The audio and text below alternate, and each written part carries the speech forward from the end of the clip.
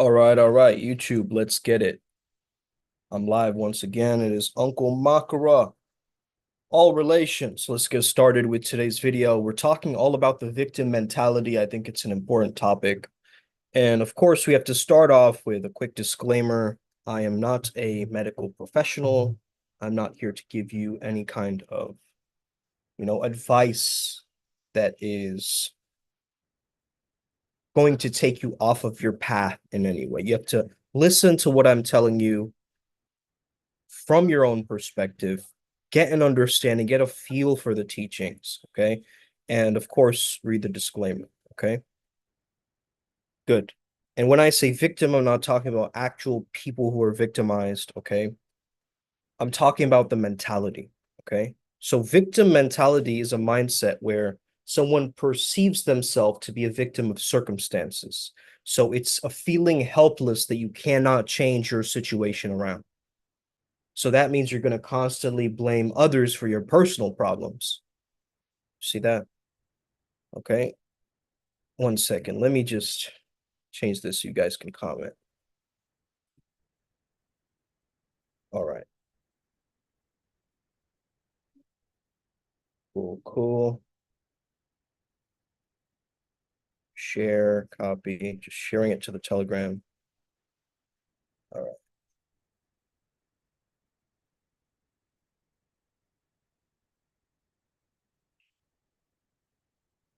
All right, cool. Live chat is open on the side. Let me just open it right here. Okay, cool. So let's talk about this thing, man, because I think this is a very, very key and important topic. Now, we've got to know that if you're lacking in any accountability or responsibility in your life, you're not challenging yourself, of course you're going to feel helpless, man. You know, you're not getting anything to test your character. Your character has to be tested in order for it to actually evolve and grow, right? So pessimism actually gets you to stop focusing on the solutions, right? It's focusing on what's wrong rather than what can be solved, okay? So sometimes trauma creates this mentality, sometimes reinforcement from certain people, right? Different environments that you're a part of, or different, yo, what's good, Ryan G? Different mindsets in social environments that you're a part of, or random groups or environments that you're a part of. And secondary gains of getting this kind of sympathy or pity or attention. Okay. Now, how do we get out of this is the real question. Okay. How do we go from helpless to fearless? First of all, you have to understand you are not your physical body, you are not your physical mind. Okay. You are the spirit. You are here to have a spiritual experience first. So let me draw something out here, actually. It's going to be good. New whiteboard. Okay.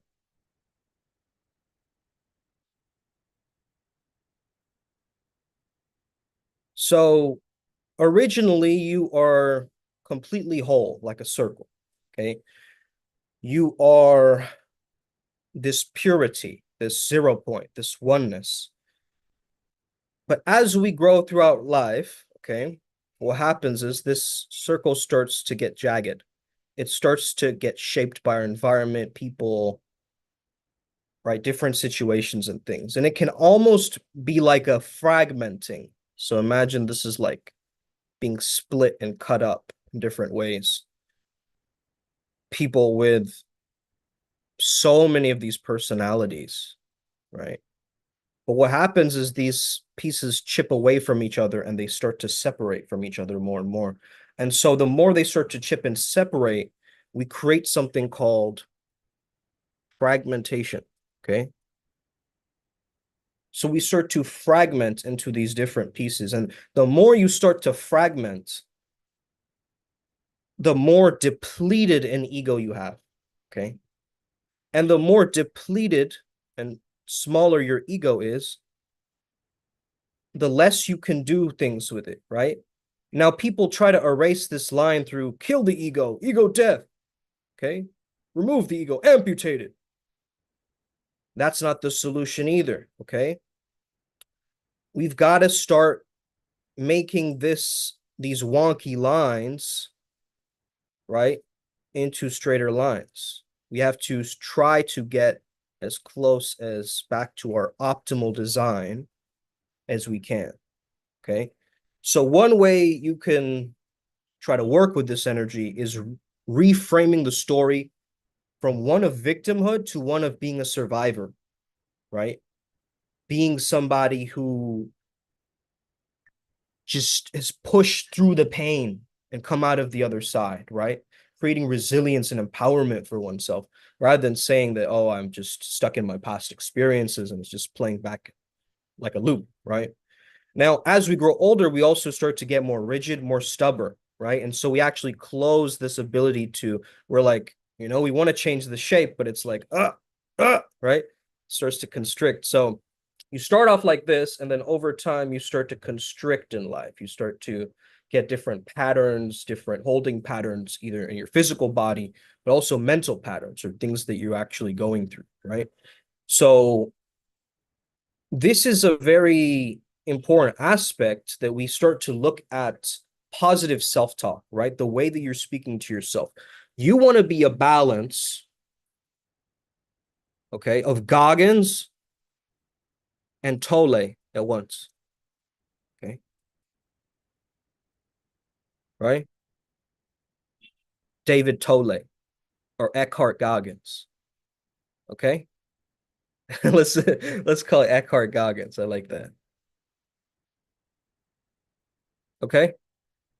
This is the mentality that will shape you. One is I've got to callous over this victim mode, this self-blaming, you know, it's the government's fault, it's Sally's fault, it's, the next door neighbor's fault. It's that dog next door that I can't stand. It's his fault, right? Instead of saying that, you're just callousing over and you're like, hey, I'm ready to take responsibility. I'll take the blame for it, and I'll take the blame for all of my tribe, my people, and let's move forward with it, right? And I'm going to engage with supportive communities, because when you get into a victim mentality, you feel isolated, okay? You feel very isolated. Now, there might be another reason why you feel isolated for spiritual purposes. The universe might be isolating you for you to figure something out or to expand within your consciousness. You see? So you're trying to have all this riz and go up to these girls or speak to these girls or whatever, or as a woman, talking to some guys or whatever. But if you're operating from like down here in your state of consciousness, right? Let's just simplify it. We won't use the Hawkins scale here, but let's just say this up here is love, right? Abundance, enlightenment, peace, joy, and down here is fear, right? So somebody tells you something about you, right, from a level of fear, and you're going to be like, man, they're telling the truth, right? They got that right about me, man. Even though it might not be the truth. So from a fear-based perspective, it's a very narrow, limited perspective. We cannot see beyond that, right? And you feel almost like a sense of insanity because this is still down at the root chakra, right? A big one that holds and stifles people back on their spiritual journeys is the fear of death, right? Which is really a fear of the unknown. Okay.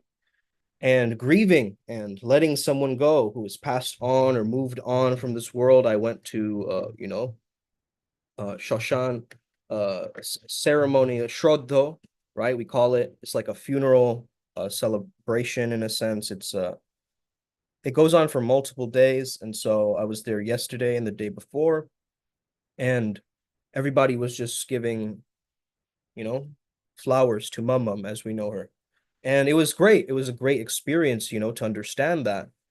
But at the same time, it's like it's really important to recognize that people who are at their deathbeds, right? People who are just about to pass away from this world, they are the most truthful that they will ever be in that state, right? So the truth is there to be explored, to be unraveled, as we start to understand it better. So Eckhart Tolle is telling you presence, okay? And Goggins is like, stay hard. But it's a combination of grit and presence together, okay? That's going to help you move on from this. So, um, Ryan G says, what is the root of victim mentality? Well, as I was saying, Ryan, the causes are usually trauma, a fear of change or a fear of the unknown, which brings you in this lower state of consciousness down here, right? And you feel insanity, right? You don't feel sane. It feels chaotic because you're in this survival mode, right? So from that fight or flight, it creates this kind of mentality, right? The cause could also be from like people convincing you that you are a victim, and they keep reinforcing it over and over again, you know? Or you're led to believe that you are a victim, not that you are. It's like you could easily change the word into something else, right? It's like survivor, um, somebody who's a warrior, right? So the whole point of victim mentality is happens through something that Seligman calls learned helplessness, right? Learned helplessness. So I'm gonna see if I can find this image.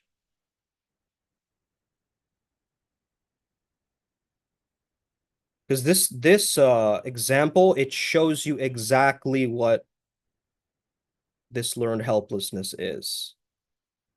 Okay. Why is the lion the king of the jungle, right? Why is it not like the fastest, the smartest? The lion is the one with the greatest mentality of the jungle.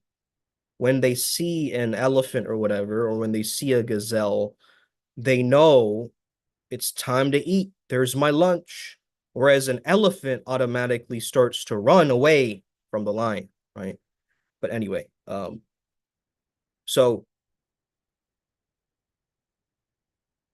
it's all in the mentality, guys, right? We're understanding it's all in a state of mind. Like this is a great image, okay, for learned helplessness.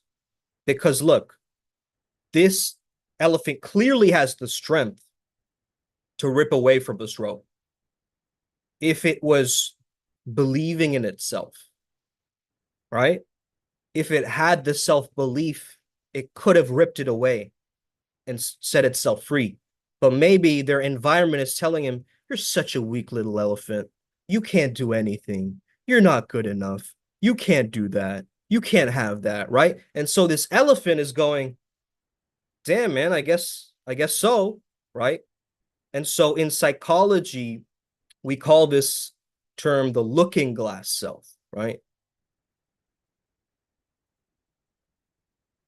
So the way that the world perceives you,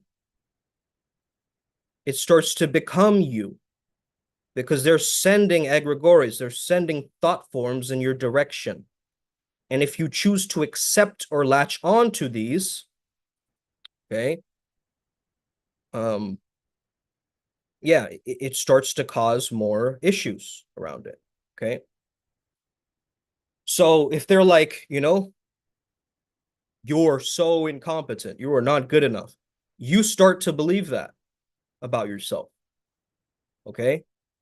So when you're working from this is what I'm saying. Like, if you're working from this low state of consciousness, you are not going to be able to rise past it because your perception is limited. So you're going to actually have to perceive greater, right? You're going to actually have to find your way to the different floors of the celestial mansion, as we were once talking about, right? The penthouse of the cosmos. We have to rise above it. So let's say that now you're looking from a heart chakra perspective, right? Coherence. Now you're looking from gratitude, coherence. It feels whole, it feels integrated. You're not as scattered as you once were. You are whole, right? You are you're like this. And this is like in Taoism, they call it uncarved block, right? Uncarved block, uncarved, sorry.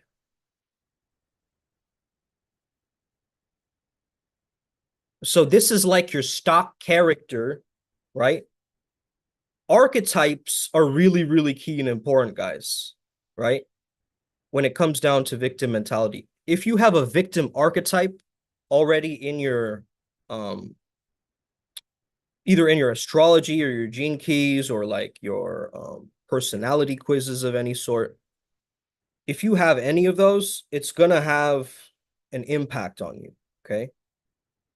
So wait, why did the whiteboard go away? Existing whiteboards. Okay.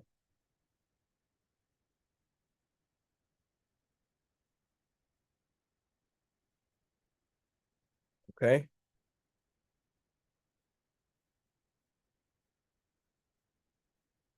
So the uncarved block is basically a way of saying that I am not in my own conditioning. Okay. I am not in my own conditioning. I have been conditioned by the world. I've been conditioned by others. What was the download that we got, Ryan, before your competition? It was like fate is unafraid of fatality or something like that. So it's the idea of this, if this is already your destiny is perfection, whole already, what's the point of really worrying about that, right? Because if you start to tell yourself Scar City, right? The city of scars, the some scars, right? The scarcity stories of what's difficult, that will become your reality. It'll be harder to free yourself because you're paying attention to the myths, the words, the archetypes. Now, it's quite difficult to transmute archetypes or even change them. So if you have a specific, you can take the Jungian archetype quiz and just know what yours is, and I would just double down on that, right? Whichever way that you can do it. Just find a way to double down on your archetypes. Okay. And of course, if you're having trouble with that, you can always double down on the priest beast. Okay. Some other things that I really think will help you break out of victim mode is you have to get into your right brain, right, from your left brain, and understand that you are not just a victim and you're not just, all these emotions that you're feeling, but your hidden inner thoughts, right? Your inner hidden thoughts.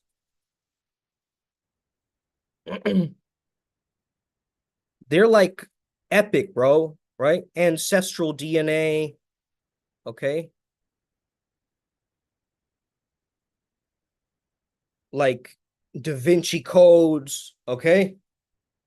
All sorts of wild attunements and inner world practices that you have, like absolutely phenomenal, right? Right. So this is like asking for rain, then running out there with an umbrella. Yeah, exactly. Exactly.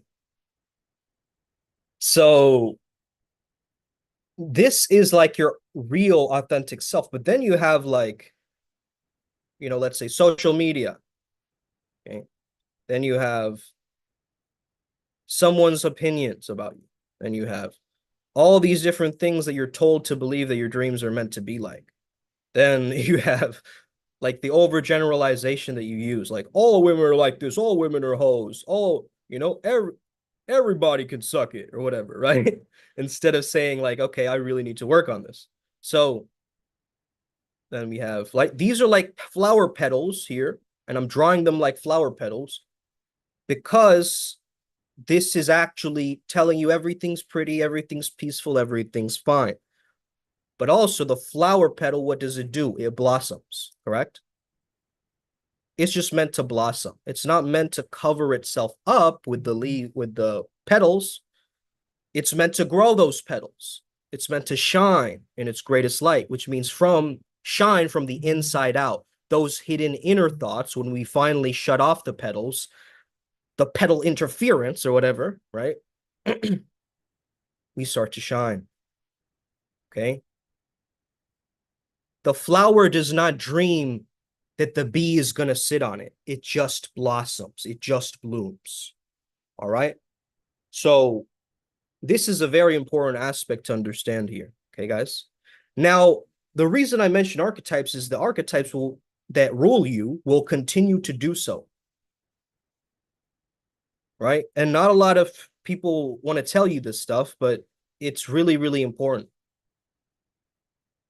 Instead of constantly going from light and dark, you want to become certain, fated, constant, on destiny, on Tao, on Dharma, okay? And being in the light doesn't mean you let people walk all over you, okay? Or people are going to abuse you. The reason why you suffer in the past is you love visiting your past. You love visiting it. It's like it makes sense to your ego, right? Of why it is the way it is. So it needs a memory to latch onto in order to reinforce the storyline, right? So we might even be like, yeah, I have all this trauma, man. And but in the jungle, think about in the jungle, right? Is this elephant have, like, not in this case, it does have trauma, right? In this example, but in general, does an elephant have any trauma, right? If it's roaming free in its natural environment, it's going to be lit. But what if you find like you send an elephant to like woolly mammoth territory with ice? It's going to be terrified, right? It's going to be so out of pocket, so out of its comfort zone, so completely in a different environment, right? And this is another thing that I discovered. I was talking about it yesterday too. We had a session with Robert, and I was thinking about this idea of like, look at what the clues are around you, right? All the clues are there. It's in the books you haven't read. It's in your messy room. It is in the different posters you have in your space. It's in the way that you drink water, or even, right? It's in your environment. It's being projected on your outside world, the way your mind is. Okay? So it's important for you to have patience, grace, and acceptance for that too, right? What do they do in the EFT tapping stuff, right? They say, even though I feel like this, even though I feel this way, I am completely loving and accepting of myself. That's what you need. That's the core of the healing. You need to reconcile all this stuff. We use Hopno as a technique, right? I love you. Thank you. Sorry. Please forgive me, right? This is such a powerful tech. And guys, if you haven't done the creativity block removal on this channel, I highly recommend it as well. I'm going to be channeling today a specific deity. I haven't been told who it is yet, but I know it's going to be a good one because today's the 5th, right? And 5 energy is associated with changes. Okay, let's just say it's associated with big changes that are coming through. So I'm excited for this, and I know that it's gonna push us, towards where we really want to be. Now, I want to have you guys ask this question, okay? If I was abundant, how would I be? This is the question that we're aiming to answer at Primal Sutra this month. If I was financially abundant, if I was abundant in relationships, if I was abundant in health, right? How would I be? How would I walk, talk, act, breathe, fuck, smoke, sleep? How would I do that exactly? Because I have this victim mode, but what is the higher expression of that victim mode? Self-love, right? Self-acceptance. I'm worthy. I don't need to play in this concept of worthiness, right? A turtle isn't worthy to have a shell, it just has it, okay? The deer isn't worthy enough to drink from the pond. It's just, that's its Tao, it's its Dharma, okay? Think about it. So answer this question for yourself. For me, my Jungian archetype, I'm an outlaw archetype, bro. So you know what I really crave, even though I don't say it out loud? Secretly, I really crave law and order, right? Because 4 is my life path. So actually, being ordered, being just, following rules is actually a calling for me, right? Even in the Emperor card and so forth, we need to have that rulership, right?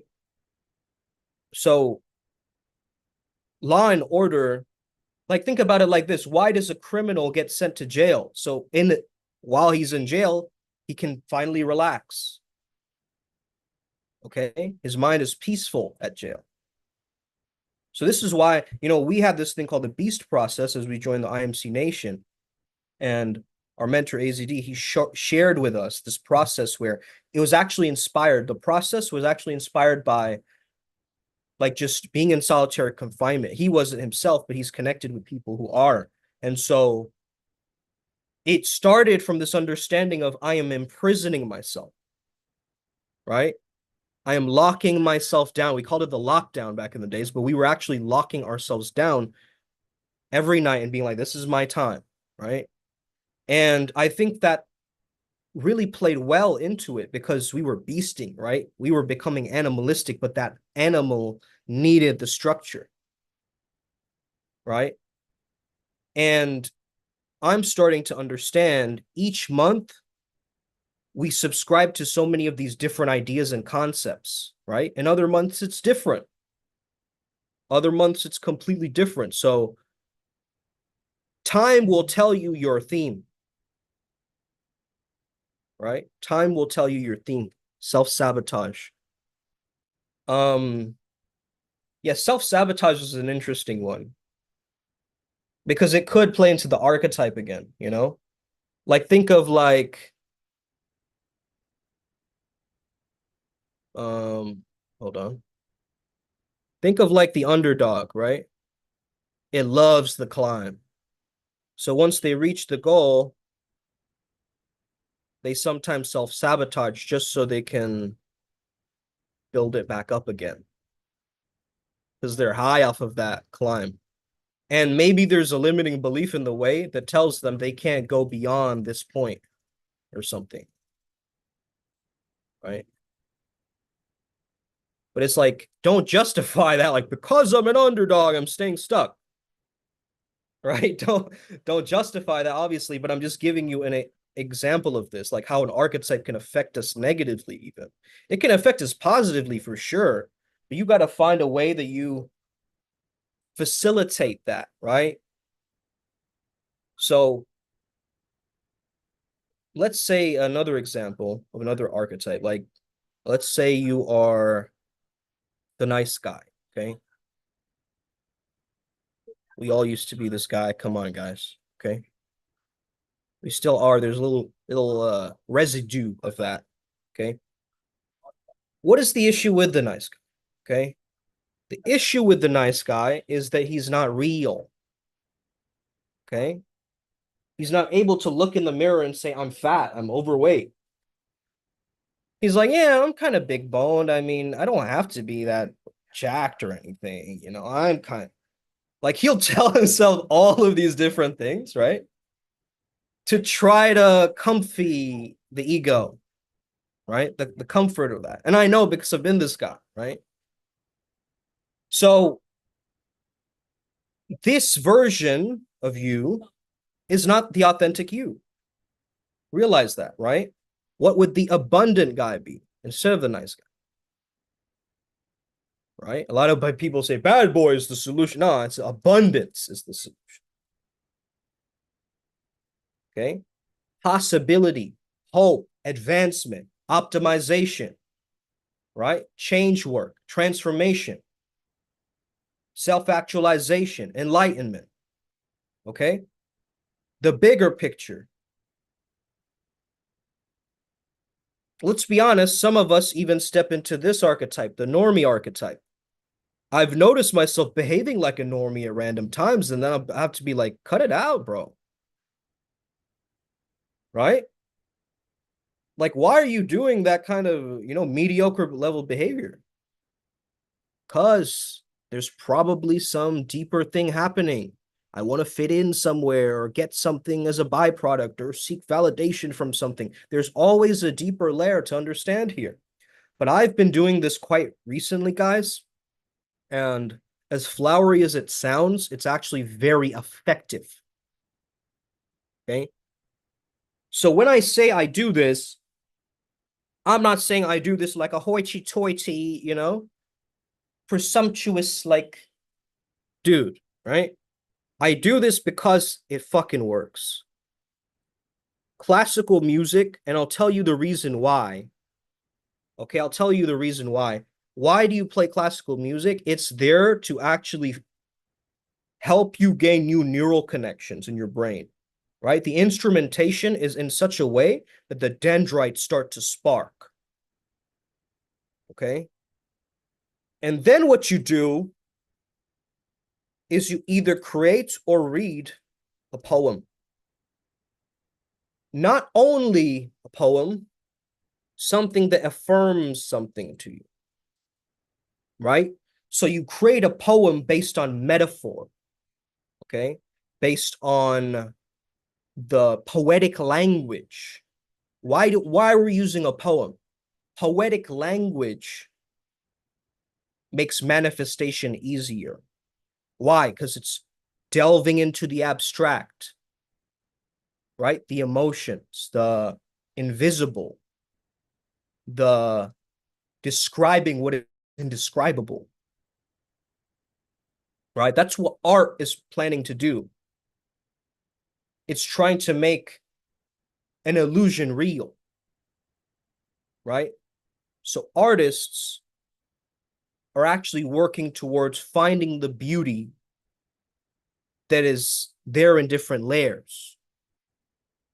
So when you can play classical music, and you start just like going into this rakish, like, Victorian era mode, where you're just reading this poem really slow and gentle towards yourself.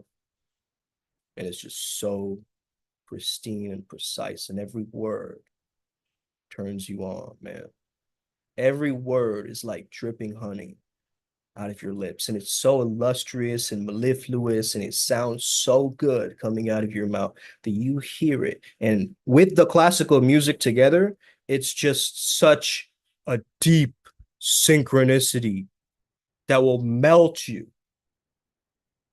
to affirm, like it will absorb it into your subconscious that much more. Okay.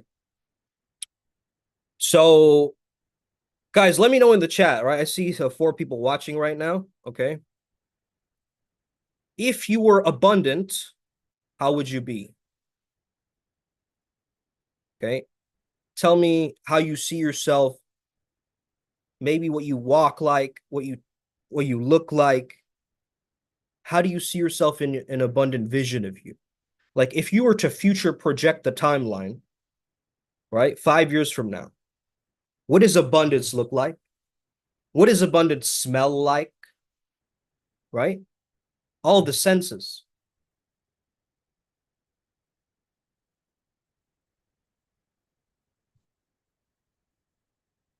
And maybe even focusing on a theme or a word, right? Maybe you want stability in your life. For me, I love variety. Okay, that's one of my core needs. So don't just copy me and take my core need, but I'm telling you, if you're more so a digital nomad, you like exploring new ways. And I understand that I'm meant to be mostly at home, if that makes sense, in my spiritual path, because there's still work for me to be done here at home. Okay. I still have the responsibility of healing my family. I still have the responsibility of understanding the downloads that come from here. Okay. But at the same time, I'm also putting out my line, right? To envision and manifest different places. And organically this month, I will be moving around a little bit, right? From different places. There's in October, I'll go to this monastery, actually. I'll live there for a few days. So it's going to be epic. So there's a lot planned for that. But let me know what your abundant archetype would be, how it would look. Okay. What's coming up for you guys?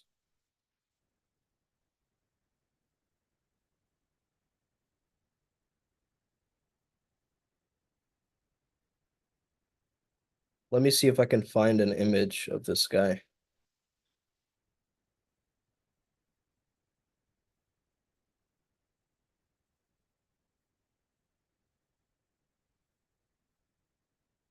I don't know what it is about this guy, man, but Ryan G might know him.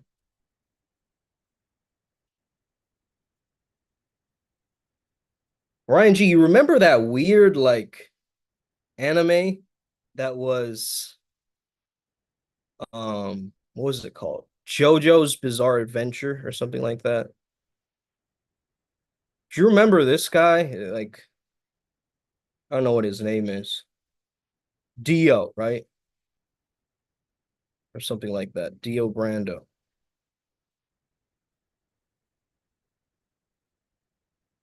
But yeah, man, like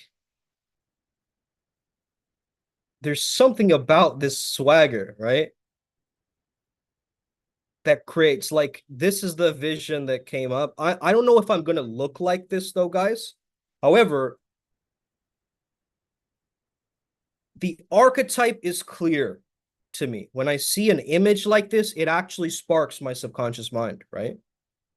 It actually helps me to manifest when I look up the actual images of this thing. Dio, the multiple generational hater. Abundance archetype chilling like a Bollywood villain. Right. Bali in November. Yeah, quite possibly I will be in Bali in November. Um, yeah, one of my friends is getting married there. So yeah, it's that's gonna be cool too. October, November, December events. Yeah, there's a lot of travel this year, man. Okay. All right, man. And yeah, Ryan G, we have to figure out at the midpoint of this month, we have to figure out Airbnbs and stuff. We're gonna have to start looking for some places. But yeah, DO, okay? Anyway, so if you really want to grow, you got to give yourself a freedom, man. To get yourself out of victim mentality, you got to know that you are actually free. Like secretly, your spirit is running free, man. It's singing and wallowing, not wallowing, waltzing through the meadows. Wallowing would be the opposite. So, oh, imagine if you're wallowing in your victory. Wow. Haven't thought of it like that, huh? Freedom and choice. Okay. Freedom and choice. I don't know why it's written like this, but okay. Cool. Kind of ice, right? Like a Chinese version of ice. Choice, right? Choice and freedom. So if you create choices and you're the cause of your life, you're not always at the effect. You're not always being reactive. You're creating, you're generating your own life. You're making choices, you're making decisions. The freedom is when you don't feel suffocated with your character archetype. You don't feel trapped being a specific way. Now, let me tell you something, guys. For men, okay, for men, we need this masculine freedom, man. If we don't have that, that boyhood adventure and freedom, we get issues showing up, right? Mental health issues. Okay. Om right here, right? That's funny. What if we create another word here that starts out of Om? Uh, move? No. Let's just say love, okay? Okay. Freedom and love. All right. For the feminine, love is way more important.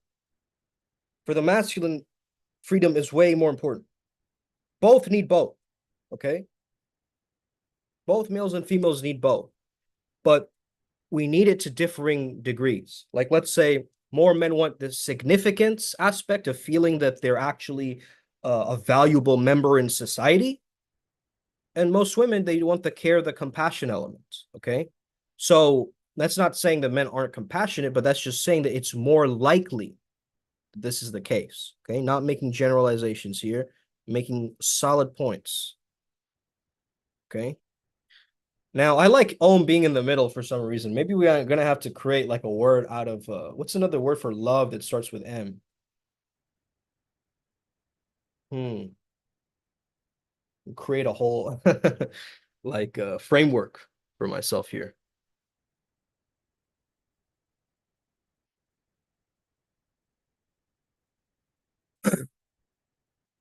Money, money, money. Oh, it's so funny in a rich man's world. Okay. So let's get back to it. What we're talking about. You got to stay in coherence. You got to get out of your fragmentation.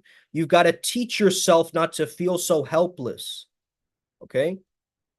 As Goggins would say, you have to callous your victim mentality. You have to override it with positive thoughts and motivating, intentional thoughts that empower you and remind you of your destiny. Whereas at the same time, you can't miss what is happening. That's where Eckhart comes in, right?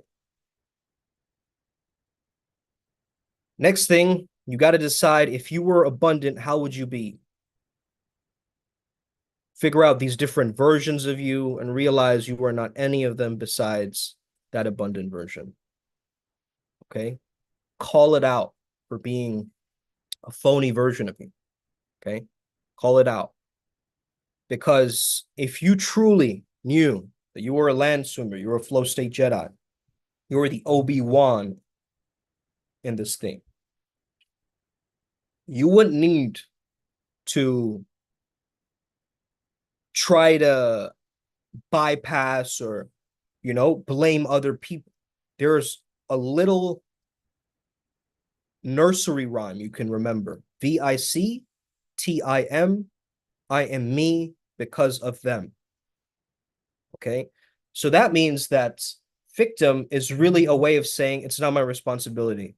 I don't have to worry about that. Right. It's okay. It's fine. Let's just move on from it's like it's the avoidance patterns that you might notice, right? Of not doubling down, taking ownership, taking responsibility, moving forward in such a way where you're understanding you have to pick your battles, my friends. Okay. And automate the rest, right? We have created trap card systems for this so we don't have to constantly think about it and worry about it. And if you want the leverage of working with our path, then shoot us a message, join our ADEPS program. We protect everybody and we help everybody to thrive in that community. So I hope you guys enjoyed today's little live stream. Have an incredible day. May the flow be with you. Stay legendary. You got this. We got this. I'll see you on the other side. I'll see you all in the astral. Okay. We'll meet over there. Some people say I don't know how. It don't matter, man. Meet us there anyway. Figure it out.